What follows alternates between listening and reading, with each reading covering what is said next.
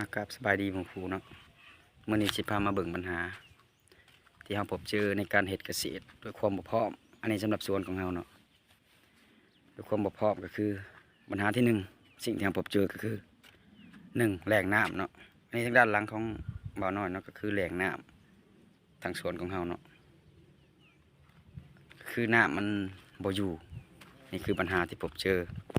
ในกรณีที่เนาะนี่อันนี้ก็คือแหล่งน้ำทางสวนของบ่าวน้อยเนาะแหล่งน้ำนี่ก็ใหญ่พอสมควรแต่ว่าน้ำบ่อยู่เนาะอันนี้เพราะว่าเขตที่บ่าวน้อยอยู่มันเป็นเขตที่ว่าเป็นพื้นที่ที่ว่าดินโนนพอสมควรน้ำบ่อยู่